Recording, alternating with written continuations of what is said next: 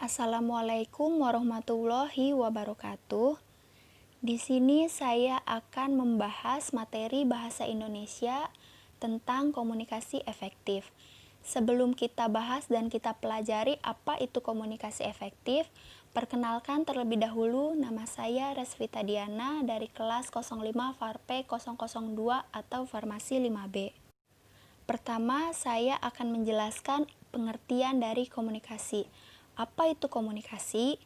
Komunikasi adalah suatu proses penyampaian informasi berupa pesan, ide, dan gagasan dari komunikator atau pemberi pesan kepada komunikan atau penerima pesan.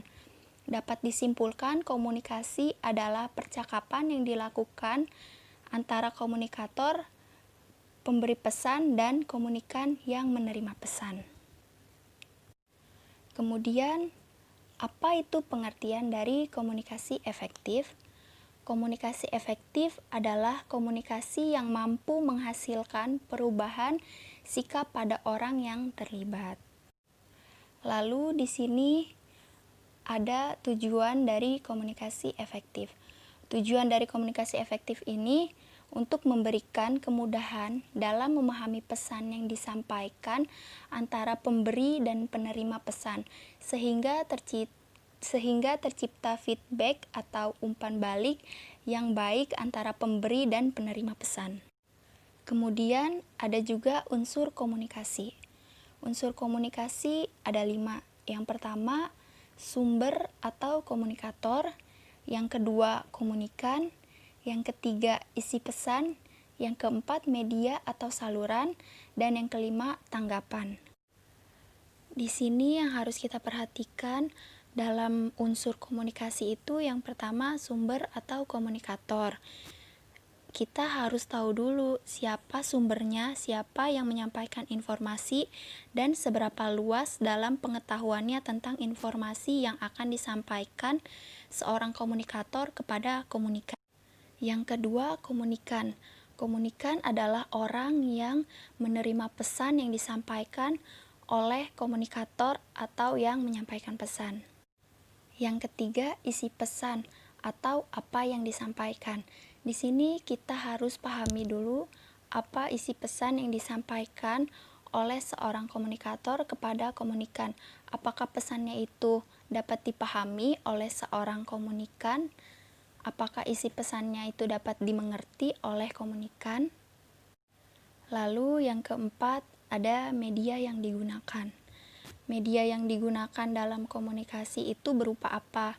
Apakah medianya berupa bahasa verbal atau nonverbal, wujudnya berupa ucapan, tulisan, gambar, bahasa tubuh, bahasa mesin, dan lain sebagainya. Dan yang terakhir ada tanggapan. Yang dimaksud tanggapan di sini itu tanggapan berupa dampak atau efek komunikasi sebagai respon atas penerimaan pesan, bisa diimplementasikan dalam bentuk umpan balik atau feedback atau tindakan sesuai dengan pesan yang diterima oleh komunikan. Lalu di sini ada komunikasi dapat dikatakan efektif apabila memenuhi 3 hal berikut. Yang pertama, pesan dapat diterima dan dimengerti serta dipahami sebagaimana yang dimaksud oleh pengirimnya. Yang kedua, pesan yang disampaikan oleh pengirim dapat disetujui oleh penerima dan ditindaklanjuti dengan perbuatan yang diminati oleh pengirim. Dan yang ketiga, tidak ada hambatan yang berarti untuk melakukan apa yang seharusnya dilakukan untuk menindaklanjuti pesan yang dikirim. Kemudian ada juga hal-hal yang perlu diperhatikan dalam komunikasi efektif. Yang pertama, berkomunikasi pada suasana yang menguntungkan. Yang kedua, menggunakan bahasa yang mudah ditangkap dan dimengerti. Yang ketiga, pesan yang disampaikan dapat menggugah perhatian atau minat di pihak komunikan. Dan yang keempat, pesan dapat menumbuhkan sesuatu penghargaan atau reward dari pihak komunikan. dalam berkomunikasi dengan seseorang, kita juga harus mempunyai etika yang baik dan etika yang benar saat berkomunikasi. Lalu, apa saja sih etika yang baik saat berkomunikasi? Di sini yang pertama, etika yang baik berkomunikasi itu tidak mengucapkan kata-kata kasar. Yang kedua, tidak menggunakan kata-kata yang menyesatkan. Yang ketiga, tidak memasuki daerah atau privasi orang lain. Yang keempat, membocorkan informasi yang dipercaya. Dan yang kelima, tidak menggunakan isyarat nonverbal yang tidak sesuai di lingkungan setempat sehingga menimbulkan perselisihan. Dalam berkomunikasi, sering juga kita mendapatkan hambatan-hambatan saat berkomunikasi. Yang sering kita alami itu grogi saat berbicara dengan klien atau merasa tidak percaya diri saat berbicara dengan seseorang.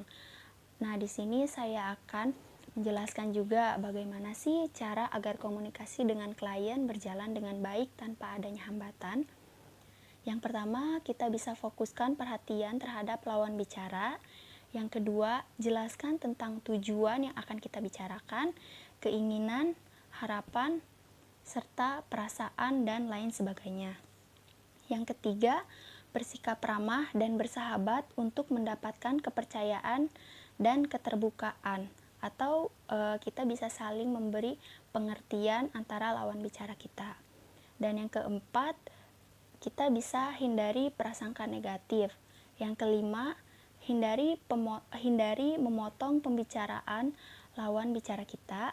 Yang keenam, ulangi atau ucapkan dengan cara lain agar lebih jelas atau lebih menarik. Yang ketujuh, dengarkan secara aktif setiap kalimat dan ekspresi penutur atau lawan bicara. Yang kedelapan, pastikan bahwa informasi atau pesan telah disampaikan sesuai dengan kebutuhan. Dan yang kesembilan, perhatikan isyarat nonverbal atau bahasa tubuh, ekspresi muka, dan lain sebagainya. Nah, dari materi yang telah saya jelaskan tadi, kita dapat tahu dan mengerti ya, apa itu pengertian dari komunikasi, apa itu pengertian dari komunikasi efektif, lalu apa saja unsur-unsurnya, tujuan dalam berkomunikasi, sampai kita tahu bagaimana cara berkomunikasi yang baik dengan seseorang, serta bagaimana cara kita mempunyai etika dalam berkomunikasi.